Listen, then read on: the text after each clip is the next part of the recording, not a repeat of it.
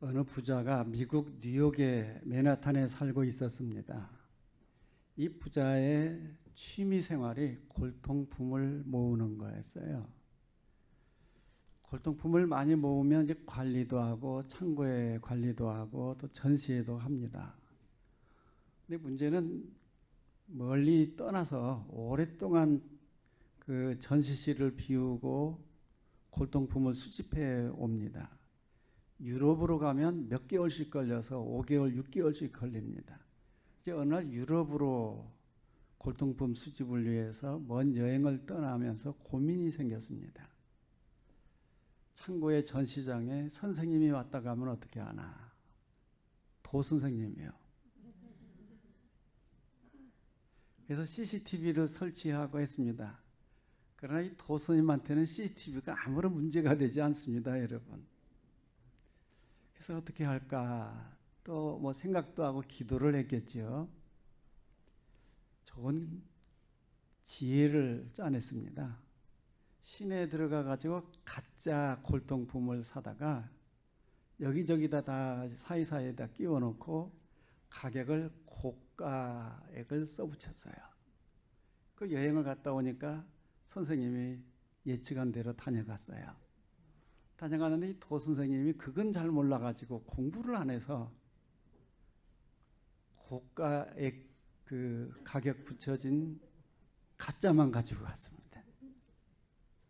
이게 모르면 진짜인지 가짜인지 구분을 하지를 못합니다. 세상에는 수많은 일들이 가짜와 진짜가 다 뒤섞여 있거든요. 우리가 일상생활을 할 때에 사소한 일을 중요하게 여기고 중요한 일을 사소하게 여기면 문제입니다. 그럴 때 많은 문제가 발생합니다. 이거를 잘 구분하는 지혜가 필요하죠. 이런 지혜가 뭐냐면 이해하고 분석하고 통찰력을 가지고 대책을 세우면서 실천해 가는 것입니다. 이거를 다른 말로 말하면 경영이라고 해요. 보편적으로 경영은 무슨 뜻일까요? 경영은 한 조직체에서 실익을 올리고 실적을 올리기 위해서 효율적으로 효과적으로 계획 세우고 추진하는 제반 기술, 실행 능력을 얘기합니다. 이 경영을 할 때에는 경영 목표가 있어야 됩니다. 경영 목적도 있어야 됩니다. 경영 목적과 경영 목표는 어떻게 다를까요? 경영 목적은 경영을 하는 방향입니다. 여러분 신앙생활하면서 신앙생활하는 방향이 있어야 됩니다. 우리 그리스도인들은 항상 예수 방향으로 가는 거예요. 경영 목표라고 할 때는 실적, 결과를 얘기하는 거예요. 또 경영에는 경영 지침, 경영 그 원칙이 있습니다. 이 경영 원칙은 그 경영을 위한 매뉴얼입니다. 그 매뉴얼에는 기본 틀이 필요하거든요. 기초가 되어지는 틀이 되겠습니다. 여러분들이 신앙생활하는 중요한 기초 원리는 성경책입니다. 그래서 우리 그리스도인들은 성경대로 믿고 성경대로 살아가는 사람입니다. 이거를 잃어버리고 이것이 흐트러져 버리면 신앙 경영이 안 되는 거죠. 우리가 경영을 잘한다고 하는 일은 그렇게 쉬운 일은 아닙니다. 인생을 살아가는 데 있어서 인생 경영도 해야 되고 좋은 가정을 만들어 가려고 하면 그저 어느 날 좋은 가정이 되는 게 아니고 거기에 많은 경영을 해야 됩니다. 성경에서 이 경영은 무슨 말일까요? 성경에는 경영이란 말이 많이 나오지 않아요. 시편에 한 2번, 그리고 이사야서에 1번, 2번, 또 사도행전에 1번 정도밖에 안 나와요. 그리고 한 6번 정도가 잠언에다 나옵니다. 근데 잠언 외에 다른 말씀은 다른 뜻으로 기록되어져 있는 경영이에요. 잠언에 기록되어져 있는 이 경영의 의미는 계획하고 설계하는 것입니다. 이걸 우리가 플랜을 짠다라고 말하죠. 플랜이고 이거를 다른 말로 말하면 고안해내는 그러한 설계를 말합니다. 잠언 15장 22절입니다. 한번 크게 읽어보십시오. 시작.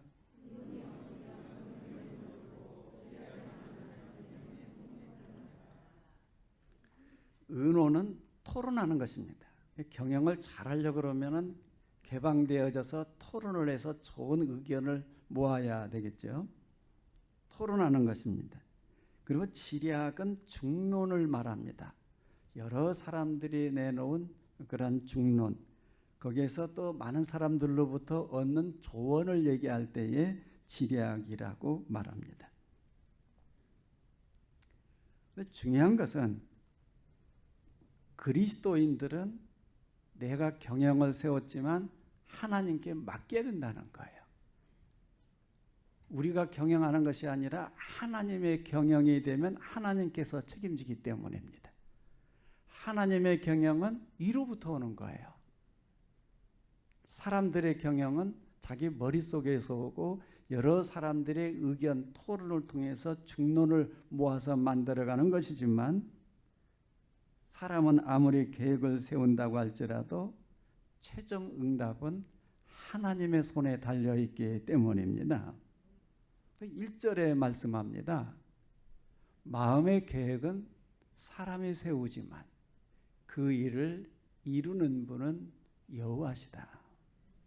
하나님의 손에 달려있는 줄로 믿으시기 바랍니다. 하나님 경영에 관심을 가지시기를 바랍니다.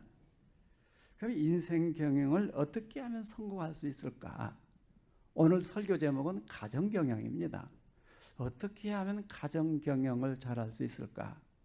여러분이 사업이나 기업을 해서 아무리 다 성공을 했어도 가정경영에 실패하면 다 실패한 것입니다. 그런 사람들 세상에 많습니다. 혹은 세상 기업 경영이나 세상에서 이루어지는 일들이 잘 안 되어도 가정 경영이 잘 되어지면 서서히 일어나고 서서히 살아나요. 아무리 성공을 하고 아무리 돈을 많이 벌고 아무리 대기업을 가지고 있다고 할지라도 인생 경영이 안 되고 가정 경영이 안 되면 하나님 경영이 공급되어지지 않기 때문에 끊어지고 망가지고 무너지게 되는 것입니다. 그럼 우선 경영을 잘하기 위해서는 가정에 있어서 경영은 감정소통 경영을 잘해야 성공해야 행복해집니다. 바닷가에 가보면 거대한 파도가 바닷가를 내리칩니다. 바위도 치고 모래알도 치고 큰 돌도 치고 작은 조약들도 내리칩니다. 그리고 떠납니다. 어느 순간 시간이 되어지면 또 밀려옵니다. 어느 때는 큰 파도가, 어느 때는 해일이, 어느 때는 작은 물결이 늘 끊임없이 다가와서 바위를 내리치고 조약돌을 내리치고 떠나갑니다. 밀물과 썰물은 그렇게 해서 계속 반복되어집니다. 여러분, 바닷가에가 밀물이 없고 썰물이 없으면 어떻게 될까요? 바다는 지옥처럼 되고 말 겁니다. 바다에는 밀물도 있어야 되고 썰물도 있어야 돼요. 우리 인생을 살아가는 데 있어서도 밀물과 썰물이 없으면 엉망되어 버리고 편할 것 같은데 지옥 같은 세상이 되고 말 겁니다. 문제는 끊임없이 바다 물결이 와서 내리치고 내리친다고 할지라도 그것 때문에 더 아름다운 조약돌이 만들어지고 더 좋은 바위가 만들어지고 그 바닷가를 지키면서 일몰 또 출몰 다 아름다운 전경을 만들어 갑니다. 인생이 그렇습니다. 그런데 많은 사람들이 가정을 경영하지 못하고 가정을 포기해버린 사람들이 많습니다. 처음에는 그렇게 좋아서 주변에서 결혼하지 말라 하지 말라 해도 결혼하더니 어느 날 폭풍전야가 늘 이틀이 멀다 하고 싸우고 있는 것입니다. 여기에 우리가 기억해야 될 것이 하나 있습니다. 상대방의 감정 신호를 빨리 잡아야 돼요.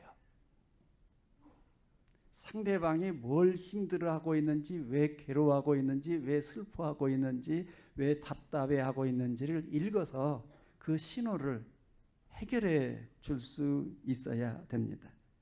그게 감정 소통 경영이에요. 그걸 하지 못하면 문제가 많이 생깁니다. 애써서 일하고 문제가 생기고 애써서 수고하고 싸워요. 이런 이혼율이 명절이 끝나고 나면 많아진다고 그래요. 11.9%가 이혼 끝난 다음에 이혼하는 율이 이렇게 올라가 버렸어요. 옛날에는 안 그랬는데. 잘 싸우는 부부는 명절 끝나고 올라가면서 차 안에서 싸우는 부부들은 내려오지 말라고 그러세요. 아예 광고해가지고. 11.9%라니까 그게요. 점점 올라가서 그렇습니다. 그게. 감정 신호를 보낼 때에 잘 반응하고 응답하고 자기를 조절할 줄 알려면 어떻게 되느냐면 부정적인 감정을 없애야 됩니다. 부정적인 감정을 없애기 위해서 아주 적극적으로 노력을 해야 돼요. 헐티머 해봐. 아까 그 드라마, 저기 영화입니다. 거기가 고집이 세서 못 살겠다고 그러잖아요. 고집이 세서 그냥 외면하고 살면 안 됩니다. 부정적인 감정이 모아지고 압축되면 이게 시한폭탄이에요. 그래서 이 부정적인 감정을 적극적으로 노력을 해서 긍정적인 감정으로 바꿔야 됩니다. 그래야 큰 소리가 나지 않고, 그래야 싸우지 않고 이것저것 던지는 소리가 나지를 않는 거예요.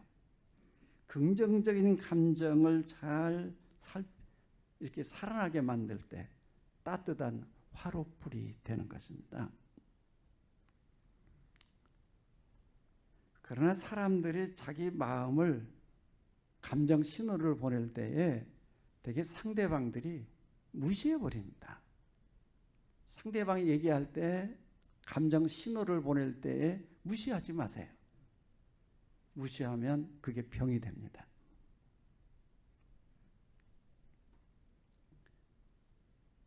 예를 들어서요.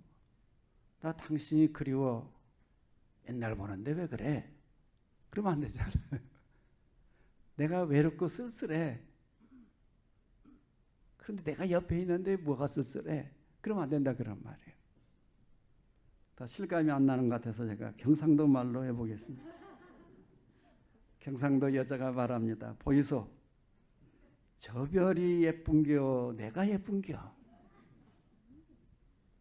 서울 남자 같으면 잘 멋지게 핸섬하게 대답을 했을 텐데 경상도 남자분들 용서하고 들으십시오. 설교를 위해서 하는 거니까. 다 그런 건 아니에요. 여기 있는 사람은 안 그래요. 경상도 남자가 말합니다. 와카노, 저 별이 니한테 뭐라 카더나? 끝난 거예요 그러면. 금산 사람들은 뭐라고 하나요? 왜 그랬어? 그러나요? 왜 그래? 상대방의 감정에 소통하기 위해서 적극적으로 긍정적으로 희망적으로 노력을 해야 됩니다. 그래도 사람은 항상 한계가 있어요. 사랑의 배터리, 그렇게 하면 무식하다고 그러니까 사랑의 배터리가 자꾸 떨어져요. 되게 그게 결혼하고 7년, 8년부터 문제가 심각해집니다. 사랑의 배터리가 용량의 한계에 오면 그 용량은 다 틀려요. 어떤 사람은 4년, 어떤 사람은 10년, 어떤 사람은 20년. 옛날에 황혼이혼이 많아졌다 그랬는데 요즘은 결혼하고 30년 된 사람들이 이혼을 해요. 사랑의 배터리가 한계에 다다르면 그런 현상이 오게 되어집니다.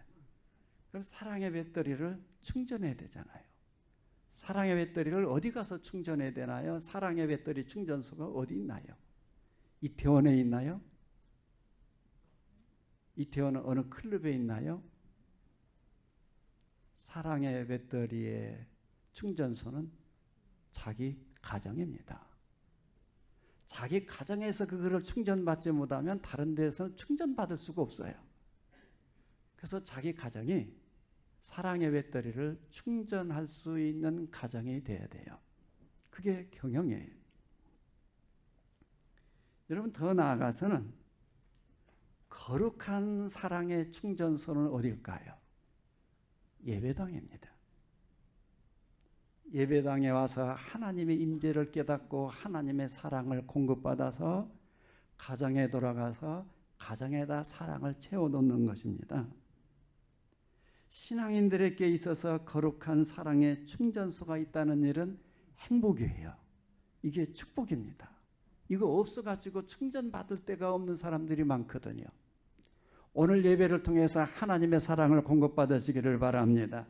예배당 예배 시간은 사랑의 배터리를 충전하는 시간입니다. 오늘 이 예배를 통해서 거룩한 사랑의 감정이 회복되어지기 바랍니다. 감정 소통 경영에 눈을 떠서 성공하시고 행복해지기를 바랍니다. 다음에는 역할 분담을 잘 해야 행복해져요. 역할 분담을 잘 경영하면 행복해집니다. 이 역할 분담이 망가지고 한쪽으로 기울어지면 문제가 생깁니다. 오늘날은 남편과 아내의 표준 역할이 상실되어진 시대에 살아가고 있습니다. 옛날에는 남편은 하늘, 음양에 의해서 아내는 땅, 남자는 바깥일을 열심히 하는 바깥 양반, 집에서 모든 일을 다 처리하고 결정해주는 가장으로서 주인 양반. 그 옛날 어른들은 남편을 부를 때에 바깥 양반, 왜 쥔이라고 하는지 왜 쥔양반 이 생략돼서 그러겠죠. 쥔양반 이러고 불렀어요. 근데 또 그 아내는 어떻게 하나요? 집안 살림을 늘 하는 안사람, 그리고 늘 집에서 일을 하는 집사람이었어요. 근데 이게 다 망가졌습니다. 이제 여자들이 밖에 나가서 더 열심히 하고 돈도 더 잘 벌어온 사람도 있고, 여자가 이제는 바깥 사람이 되었어요. 이제 남자들이 능력이 없으면 기가 죽어가지고 나이가 이제 한 60 넘어가면 저처럼 힘을 못 써요. 그 여자들이 점점 이렇게 더 힘을 얻어가지고 여자들이 진양반이라니까요. 역할이 다 뒤바꿔졌다 그런 말이에요. 그러나 세상에 아무리 그렇게 돌아가도 남편은 가정의 머리입니다. 성경에서 그걸 말씀하는 거예요. 남자는 가장은 하나님의 사랑을 부어줄 수 있는 대리자입니다. 남자들은 가정에 들어가서 남자들이 가정에다 식구들한테 사랑을 쏟아 부어야 그 사랑을 받고 사랑이 충전되어져요. 아내는 그 남편한테 복종해야 됩니다. 아울러서 동시에 남편은 아내를 사랑해야 됩니다. 아내는 남편에게 복종하고 남편은 아내를 사랑해야 됩니다. 그러나 오늘 문화정서는 이 표준이 다 잃어버리고 엇갈리고 뒤섞여져 버려서 많은 혼란을 초래하는 시대에 살아가고 있습니다. 요즘은 여자가 하늘이고 남자는 종입니다. 밖에 나가서 열심히 일하고 땀 흘리고 또 집에 들어와서 설거지까지 해야 되고 이제는 휴가도 내서 아기도 봐줘야 되고, 필요에 따라서는 그것도 요구되어지는 시대에 살아가고 있습니다. 근데 이름은 문제예요. 집에 지금 밖에 사회생활도 안 하고 사업을 한다든지 직장 생활도 안 하고 집에 가만히 누워가지고 있다가 여보 들어와서 저기 설거지 점심 먹은 거 설거지해. 이러면 문제가 생기는 것입니다. 그죠? 밖에 활동을 열심히 하기 때문에 서로 분담을 해야 되는 것은 지당하지만 가만히 누워서 있다가 텔레비전만 보고 그냥 여기다 저기다 뭐 그냥 시켜서 먹기만 하고 설거지도 하지도 않고 남편 들어오면 설거지해 그리고 명령을 하면 남편이 종되는 거잖아요. 그거를 얘기하는 것이 아닙니다. 그렇게 되어지면 가정 경영이 잘못되는 것이고 문제가 발생을 해서 그때 식구들이 외치기 시작합니다. 못 살겠다. 깨꼬리 깨꼴 깨꼴 하는 거예요. 그 노래를 잘 모르는 분들은 이렇게는 못 살아 더는 못 살아 바꿔 노래 잘 몰라요?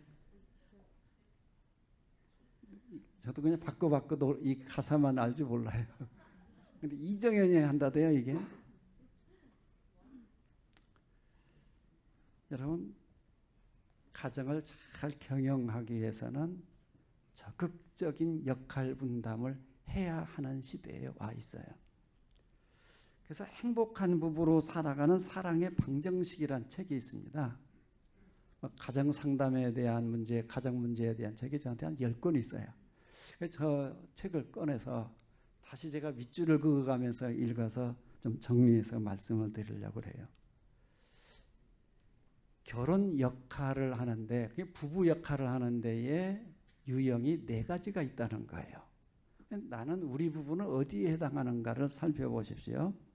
첫 번째는 보충적 결혼 유형입니다. 보충적 결혼 유형은 뭐냐면 나는 나, 너도 나, 우리는 꿈 그런 것입니다. 처음에 시작할 때는 유사점을 발견해서 우리는 참 비슷한 것이 많다. 통한다. 근데 여러분 너무 통하면 안 됩니다. 여러분 좀 달라야 돼요. 그래요 정말로. 유사점을 발견하고 어느 순간 많이 다른 점을 발견해요. 근데 이런 생각이 드는 것입니다. 저 사람이 이것이 부족한데 내가 도와줘야 좋겠구나. 저 사람이 이것이 단점인데 나하고 합치면 저 사람의 장점이 내 약점도 보완해 주겠구나. 이게 뭐냐면 보충적 결혼 유형입니다. 여기에는 처음에 뭔가 느낌이 유사점이 있어서 끌려갔는데 어느 날은 동정심으로 바뀌어지고 긍휼히 여기는 마음이 바꾸어져서 서로 도와주가면서 살아가는 보충적 결혼 유형이에요. 쉽게 설명하면 한 사람이 눈이 어둡습니다. 근데 팔다리는 튼튼해요. 근데 어떤 사람은 팔다리가 없고 눈이 밝아요. 그럼 어떻게 이동을 해야 돼요? 업고 이동을 하는 거예요. 이게 보충적 관계다 그런 말입니다. 이런 보충적 결혼 유형을 요약하면 밑에 노란 글씨로 써져 있어요. 읽어보십시오. 시작.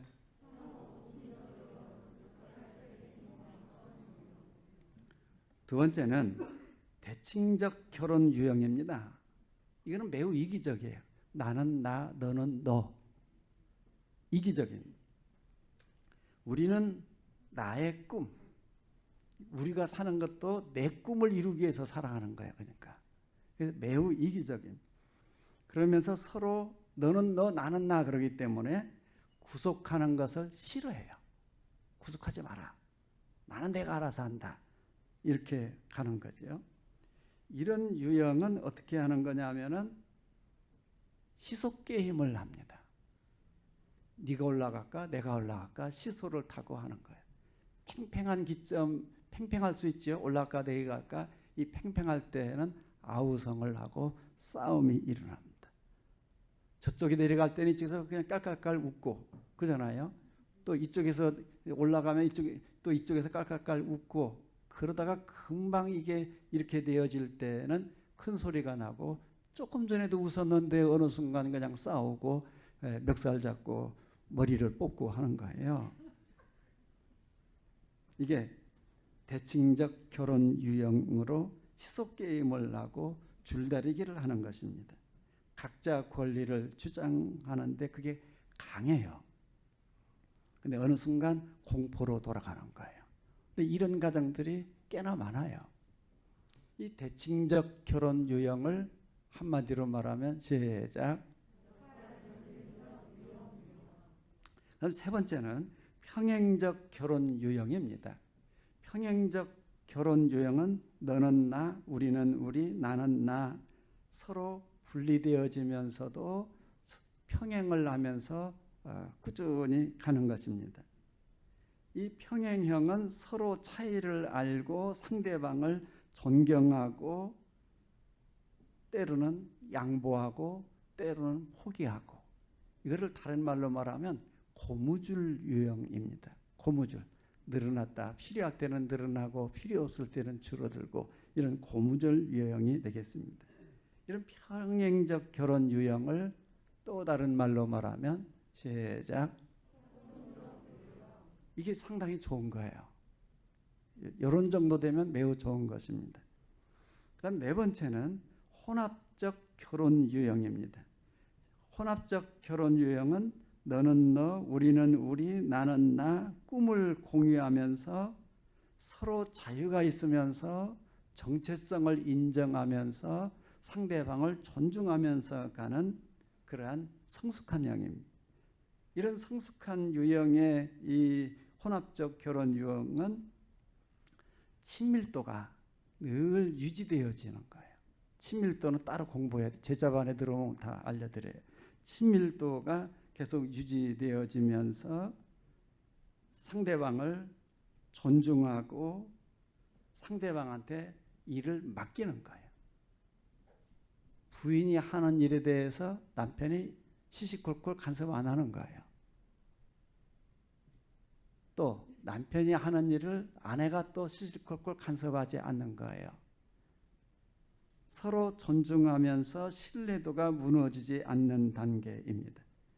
정체성이 잘 유지되어지는 단계입니다. 이건 성숙형이에요. 혼합적 결혼 유형을 다른 말로 말하면 시작. 여러분 자연 세계에도 이런 조화가 필요해요. 여러분 70년대에 우리나라에 들어오는 제비가 500만 마리였어요.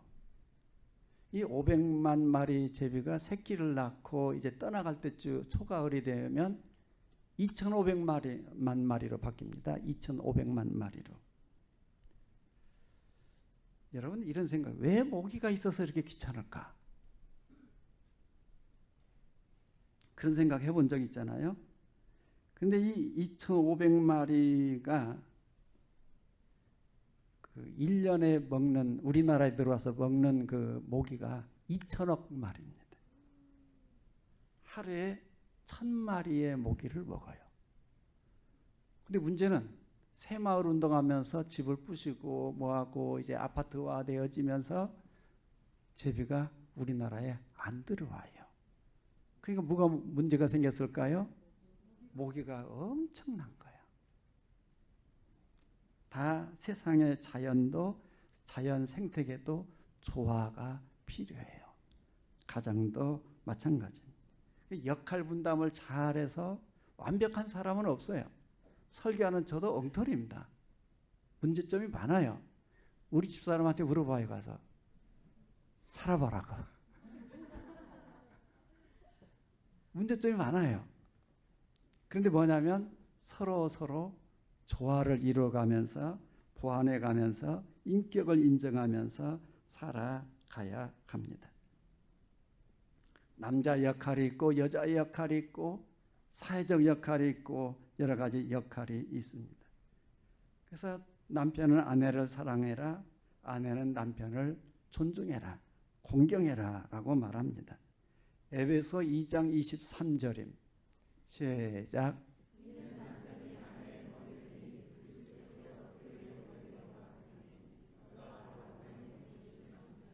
또 에베소 5장 24절입니다. 시작.